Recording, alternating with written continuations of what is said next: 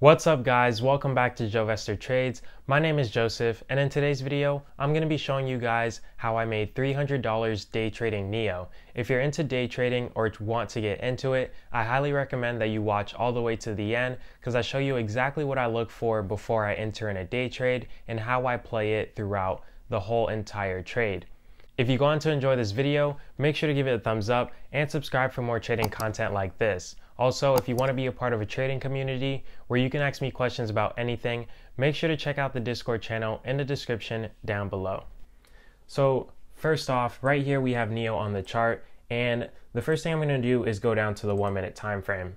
The 1 minute time frame is where I do all of my day trades. And as I said before, NIO yesterday closed around $35. And $35 is such an attractive price for a NIO. I had a feeling that this big dip would get bought up. And as we can see in pre-market, it gapped up really nicely and following into open. Now, whenever stocks gap up during pre-market like that, you can most of the time expect a sell-off right at market opening because people are taking profits. Now, I'm actually going to switch over to my day trading studies to show you guys more about my day trade. Alrighty, so right now I have my day trading studies on, and if you actually want me to do a video on my day trading setup, make sure to let me know in the comment section down below. So as I said before, NIO looked very nice in pre-market. They had a high in the pre-market of about almost $38. So as I said before, when stocks gap up in pre-market, there tend to be profit taking right at market opening, and that's exactly what we saw with NIO. It fell to a low of $36.55. And right here is where I started to eye NIO. Not because I'm looking back on it and I see that this is the bottom, but because of the candlestick pattern that I see. Right here we see NIO forming a bullish engulfing candlestick. And if you don't know what that is, this is a sign of reversal. It's a bullish candlestick pattern. Not only that, but we can also see that the RSI is pretty low, right around that oversold area, and that the MACD started to change to that faded red color, showing that the momentum was shifting to the buyers. So this is where NIO looked very attractive to me. I was also keeping SPY on my chart next to me, and SPY started to shoot up like crazy. So I knew that other stocks would follow suit, and this is why I decided to hop in NIO. And if we pull up my Robinhood on NIO, I'll show you guys my history and where I bought the contract, which contracts I bought, and everything like that. Okay, so right here we have my history pulled up on NIO, and as you guys can see, I bought the 37 call for March 12th, which expires this Friday. Whenever I'm doing day trades, I always pick the closest expiration because those contracts move the most, and if you're right about the direction, you can make a lot of money.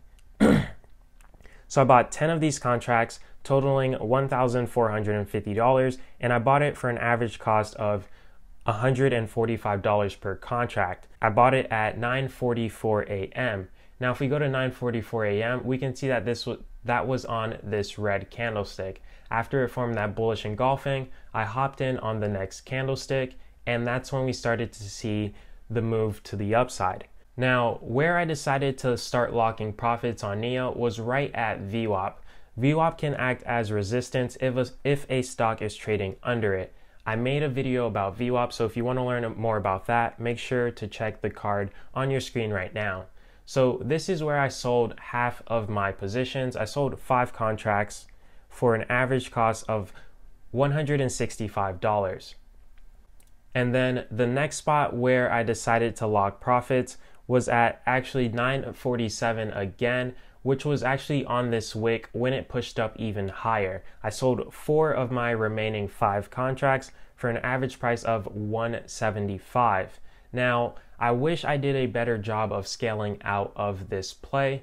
As we can see, NIO never closed below the 9 EMA, and when a stock doesn't close below the 9 EMA and continues to rise, there is a lot of strength within the stock. The 9 EMA is this green line right here.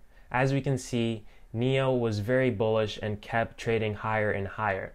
So right here, I got out of 9 of my 10 contracts, which was kind of a mistake if I'm scaling out.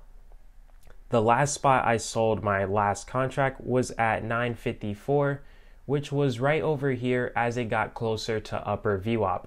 Upper VWAP again can act as resistance, so this is where I cut my last contract for $195. Now if we zoom out a little bit on NIO,